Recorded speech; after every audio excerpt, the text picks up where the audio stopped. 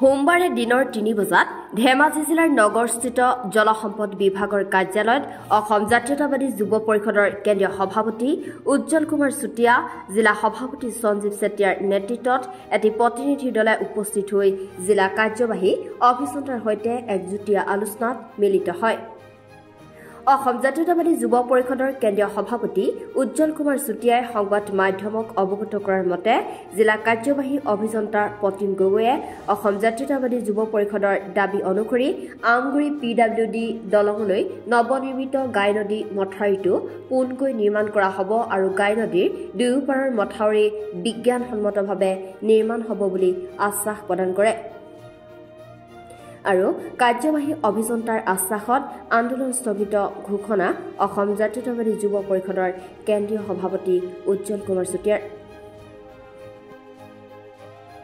অসম জাতীয়তাবাদী যুৱ পৰিষদে গাই নৈৰ দুয়োপাৰৰ মথাউৰি বিজ্ঞানসন্মতভাৱে নিৰ্মাণ কৰিবৰ কাৰণে আমি দীৰ্ঘদিনীয়া দাবী জনাই আহিছিলোঁ আৰু তাৰ সমান্তৰালকৈ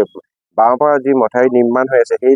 মথাউৰিটো সম্পূৰ্ণ বিজ্ঞানসন্মতভাৱে নিৰ্মাণ হোৱা নাই তথা সেই মথাউৰিটো পোনকৈ নিৰ্মাণ কৰাৰ পৰিৱৰ্তে তেওঁলোকে বেকাকৈ নিৰ্মাণ কৰিছে আৰু সেইবাবে আমি প্ৰতিবাদী কাৰ্যসূচী অব্যাহত ৰাখিছিলোঁ আৰু সেই মৰ্মে কাৰ্যবাহী অভিযন্তা জলসম্পদ বিভাগৰ তেখেতে আমাক আলোচনালৈ আজি মাতিছিলে আৰু আলোচনা বৰ্তমান আমাৰ শেষ হৈছে। যিহেতু এই আলোচনা সৌহাৰ্দ্যপূৰ্ণ হোৱা আমি দেখিবলৈ পাইছোঁ, তেখেতে আমাৰ যিসমূহ সমস্যা সেই সমস্যাসমূহ সমাধানৰ আশ্বাস প্ৰদান কৰিছে। তাৰ সমান্তৰালকৈ তেখেতে এই মথাউৰি দুয়োপাৰে বসবাস কৰা সেই গাঁৱৰ জনসাধাৰণৰ জীৱন আৰু সম্পত্তি নিৰাপত্তা সুনিশ্চিত